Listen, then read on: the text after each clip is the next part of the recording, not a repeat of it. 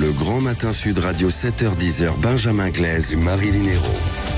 Bah oui, un joyeux Noël à tous en ce 25 décembre. Certains ont déjà ouvert leurs cadeaux. Oui, déballés. Oui, pas encore. Certains hier, certains aujourd'hui. Je crois que c'est le cas déjà de Maxime Troulot qu'on va retrouver dans quelques instants. Bah oui, il était trop impatient cette année. Allez, cadeau, pas forcément une récompense pour un certain nombre de ministres. Ces rumeurs de remaniement qui pourraient intervenir à la mi-janvier, remaniement demandé, appelé de ses vœux, on pourrait dire comme ça, par François Bayrou hier dans le journal du dimanche. On vous pose du coup cette question sur nos réseaux sociaux, Twitter Sud Radio. Marilyn. Mais oui, s'il y avait remaniement, qui souhaiteriez-vous voir quitter le gouvernement en priorité? Elisabeth Borne, Gérald Darmanin, autre ou pas de remaniement? Alors pour l'instant, c'est Elisabeth Borne qui remporte les suffrages à 63%, Gérald Darmanin à 23%, mais il y a beaucoup d'auditeurs qui nous disent tous, il manque la réponse tous. Oui. On va être Marilyn Hérault à Matignon, ça vous va? Ah grave, moi j'adorerais. Bon. J'adorerais. En tout cas, on va dire du côté du gouvernement, ce qui a été compliqué cette année, au-delà du projet de loi immigration, ça a été bien avant cela la réforme des retraites. On y reviendra d'ailleurs avec notre éditorialiste Arlette Chabot dans un instant. Mais d'abord, on aura un témoignage important, Marilyn. Oui, on recevra André Mondange, maire de Péage de Roussillon, qui est pris à partie lors d'une sortie en famille, agressé violemment, accompagné de propos racistes.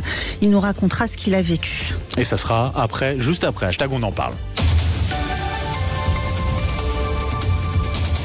8h07, hashtag on en parle sur Sud Radio avec vous, Maxime Troulot. C'est un produit phare, important pour les fêtes, mais qui fait parfois polémique pour le gavage des oies ou des canards. Vous l'aurez compris, on parle de foie gras. Oui, alors pour sensibiliser les Français, l'association de défense des animaux PETA a tenté de faire goûter un foie gras un peu particulier. Sur les réseaux sociaux, ça a fait énormément parler. En fait, tout s'est passé du côté de Strasbourg, où des militants de l'association se sont fait passer finalement pour un producteur de foie gras assez classique. Comme les autres, ils se sont filmés dans les rues de la capitale alsacienne à la rencontre des passants avec cette question.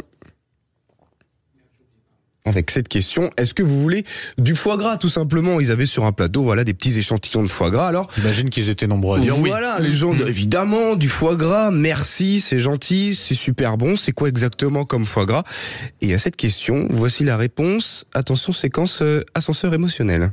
Ce foie gras, il est tout à fait particulier. C'est pas le foie gras que vous connaissez, c'est du chat. Oui, c'est vrai. Du chat. C'est des chats qui sont élevés exprès pour ça. C'est bon, ça donne envie de ronronner. Voilà, du foie gras de chat.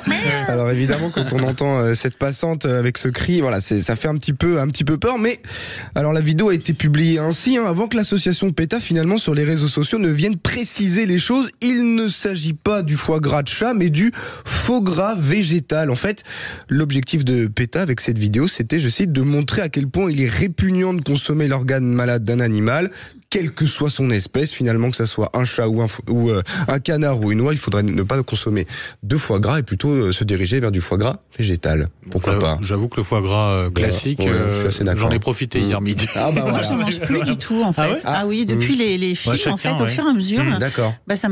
J'en mange plus du tout, alors que j'adorais ça avant, mais l'idée, en fait, je fais partie des gens qui ont... fait ce qu'il veut. Je mange des huîtres. Bah oui.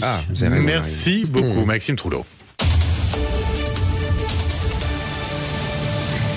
Une agression violente et raciste jeudi dernier, c'est ce qu'a vécu le maire isérois de Péage de Roussillon, André Mondange. On le reçoit ce matin. Bonjour monsieur le maire, bienvenue. Bonjour. Bonjour André Mondange, un grand merci d'être avec nous sur Sud Radio en ce 25 décembre. Déjà, première question que je vous pose, c'est comment ça va, tout simplement, ce matin? Ça va mieux. Je me rétablis petit à petit. C'est en tout cas une agression qui vous a marqué profondément, marqué physiquement également. Oui, forcément, oui, physiquement et psychologiquement, mais pas que moi, ma fille, l'ensemble de ma famille.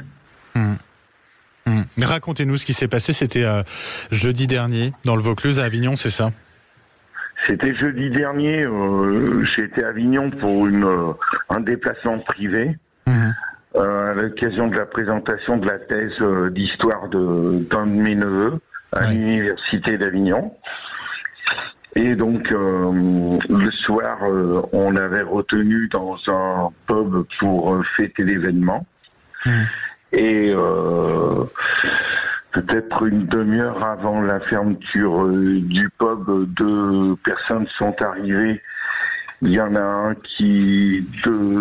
sur la terrasse qui m'a demandé la signification de mon pins, la petite cocarde bleu, blanc, rouge que j'ai au col de mon manteau. Je lui ai dit que c'était l'insigne de maire. Ouais. Et il m'a demandé si j'étais maire. Je lui ai répondu oui, une petite commune de 7000 habitants entre Lyon et Valence, d'accord, etc. Pas plus. Peut-être 20 minutes, 30 minutes plus tard, c'était la fermeture de l'établissement. Nous étions tous réunis sur la terrasse. Là, à nouveau, ils ont essayé de s'incorporer dans le groupe. Il est venu me demander mon appartenance politique. Je lui ai répondu que je voulais pas parler de ça, que c'était privé, que c'était pas le lieu de parler de ça. À partir de ce moment-là, il s'est adressé à ma fille, qui est métisse et qui était avec ses cousines. Donc il y avait 4 filles d'une vingtaine d'années. Ouais. Et là, il a tenu délibérément des propos racistes. Il a commencé à dire à ma fille, je suis sûr que vous êtes de gauche. Et lui s'est annoncé comme un nationaliste. Voilà. Et il a tenté de s'en prendre physiquement à votre fille, et c'est là où vous êtes interposé. Donc là, il a tenu des propos racistes très violents en disant qu'elle n'avait pas sa place, qu'elle n'était pas légitime en France, et qu'il comprenait même pas comment des blancs pouvaient faire des enfants avec des noirs. Donc ça a mis en colère ma fille et ses cousines qui lui ont dit qu'il disait vraiment n'importe quoi, que c'était des paroles indignes et qu'ils voulaient pas entendre de choses comme ça. Et au bout d'un moment, je pense qu'il s'est senti un peu dépassé par les arguments des jeunes filles en question, et ils sont passés à la violence. Ouais. Et c'est là où vous vous êtes interposé, vous avez un hématome au visage. Vous avez porté plainte depuis? Oui, bien sûr. Oui, bien sûr. Ils sont passés à la violence. Il avait une bouteille à la main. Il a réussi à toucher une de mes nièces. Et là, très clairement, il fallait qu'on intervienne parce que là, on était en danger. Il y avait un enfant avec nous. Il y avait des personnes un peu plus âgées. Le groupe était en danger. Il a fallu, avec mon frère et mes neveux, qu'on intervienne pour les faire fuir. Et le but, c'était de les faire fuir. Bon, mais malheureusement, il a fallu échanger. Il y a eu des échanges de coups. Et voilà, j'ai reçu quelques coups, mais pas que moi. Ouais. Vous avez porté plainte. Est-ce qu'ils ont pu être identifiés ou Oui, on a porté plainte. On a porté plainte, effectivement, moi et ma fille. Et ils ont été identifiés, les autres membres de la famille vont être entendus. Certainement qu'il y aura d'autres plaintes de déposer. Pour l'instant, l'enquête judiciaire est en cours. Voilà, je ne peux pas vous en dire plus. Pour l'instant, ils ne sont pas interpellés, mais vous attendez. Voilà, il faut quand même laisser le temps à l'enquête Bien sûr. de se faire. Vous avez reçu beaucoup de soutien ce week-end, de tous bords politiques. Comment réagissez-vous à l'ensemble de ces messages? Oui, absolument. Oui, j'ai reçu beaucoup de soutien, de messages de solidarité, mais de la part d'élus, de la part d'hommes et de femmes politiques, mais également tout simplement de citoyennes, de citoyens qui m'ont témoigné leur solidarité, leur sympathie. Le président de l'Association des maires de France, notamment David Lisnard, a réagi. Il réclame un sursaut régalien et civique. Qu'est-ce qu'on peut faire de mieux pour vous protéger, pour protéger les élus? Que peut faire la République? Écoutez, je pense effectivement que ce phénomène est est inquiétant et qu'il faut effectivement protéger les élus. Mais dans cette affaire qui nous concerne, je pense qu'il y a 3 faits qui sont des faits très aggravants.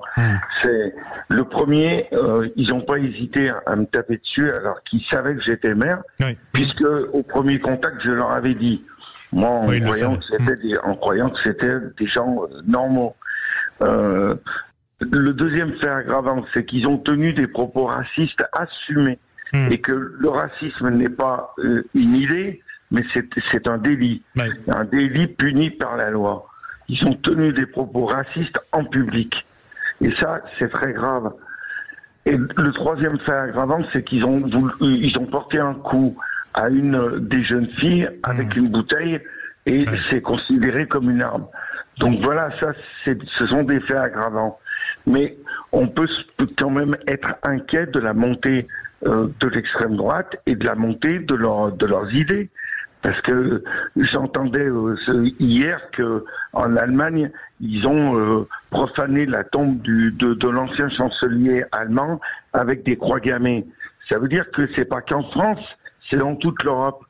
Et comment on a pu, à un moment donné, accepter que des gens qui ont été condamnés pour incitation à la haine se présentent aux élections présidentielles? On a laissé faire ça. Ça veut dire qu'on en a tous une part de responsabilité. Et c'est pour ça notamment que vous avez décidé de prendre la parole, justement de ne pas taire cette agression. André Mondange, maire, je le rappelle, de Péage de Roussillon. Un grand merci d'avoir été avec nous ce matin sur Sud Radio. Bon rétablissement à vous et soutien bien sûr à l'ensemble de votre famille et notamment à votre fille, on l'a compris, qui est encore choquée. Merci à vous. Merci. Merci. On se retrouve dans un instant, on va partir un peu en France, prendre un peu des bonnes nouvelles à Montpellier, Bretagne, à Metz. Et puis on fera aussi le bilan en question de 2023 avec Arlette Chabot. Continuez aussi de nous appeler 0826 300 300 si vous voulez réagir. C'est Zach qui vous attend au standard. À tout de suite, 8h18 sur Sud Radio.